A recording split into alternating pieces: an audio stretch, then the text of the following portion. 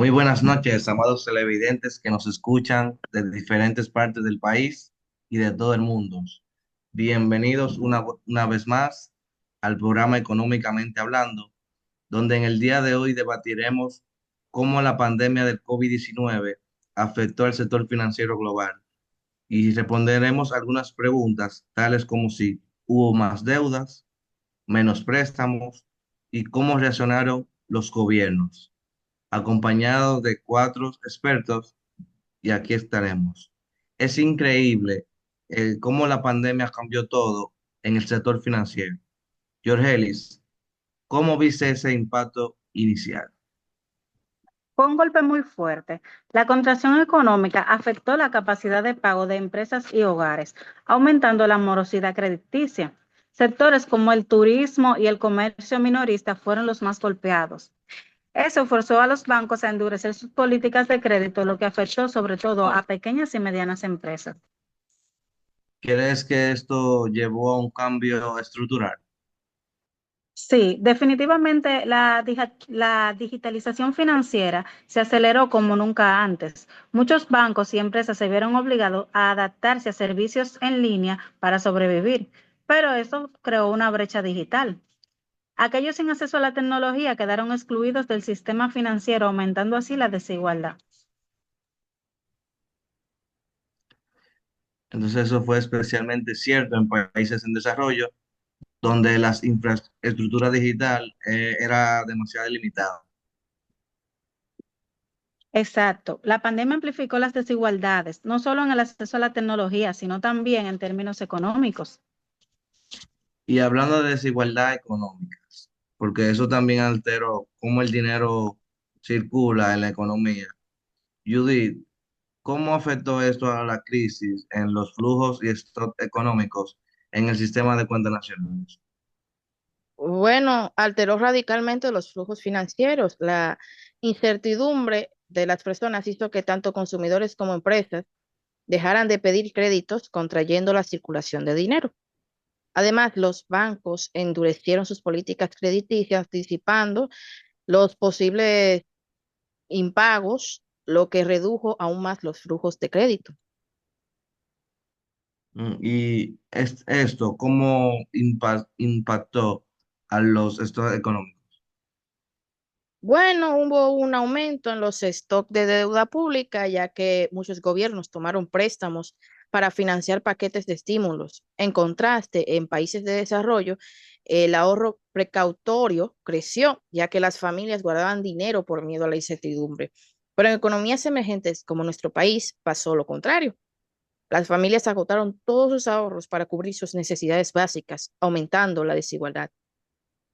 Por ejemplo, podemos ver en este gráfico la reducción de la concesión de créditos, donde cómo cayó en el 2020 debido a la incertidumbre económica. ¿Crees que esto también afectaría a los indicadores del sistema de cuentas nacionales, tales como el PIB?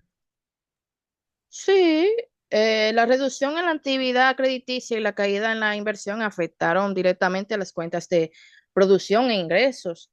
Por ejemplo, el Producto Interno Bruto, que conocemos como el PIB, disminuyó significativamente en muchas economías. Menos inversión y consumo llevaron a una menor producción de bienes y servicios.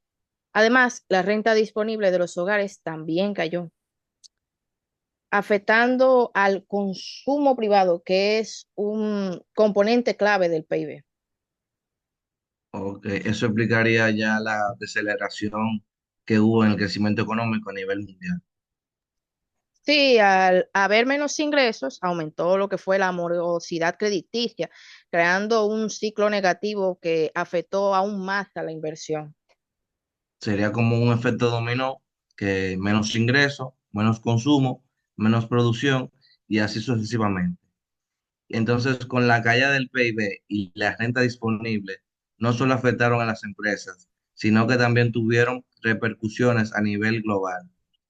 Hilary, ¿cómo viste estas consecuencias en la economía internacional?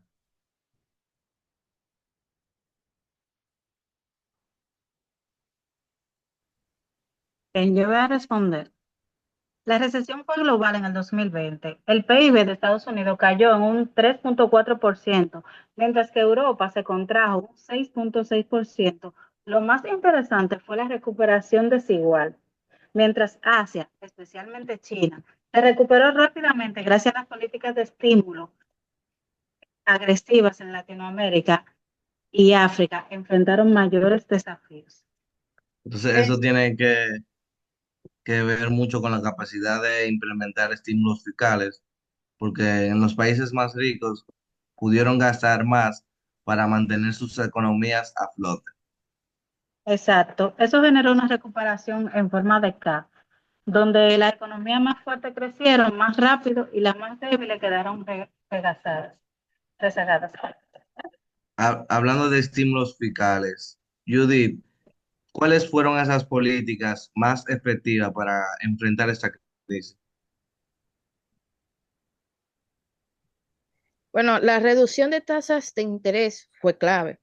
La Reserva Federal de Estados Unidos las bajó a casi cero para mantener el crédito fluyendo.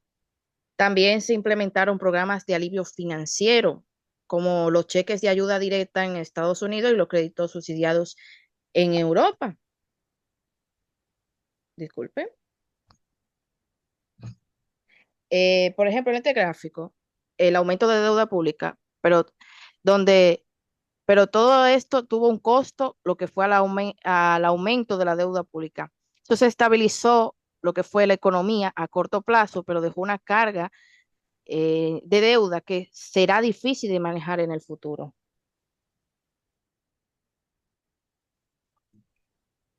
Y también aumentó el riesgo de inflación en algunas economías. Bueno, Exactamente. está claro como que la pandemia afectó el sector financiero en todos los niveles, desde el crédito fiscal hasta el PIB y la renta disponibles. Y gracias a todas ustedes por sus aportes y nos vemos hasta la próxima. Gracias.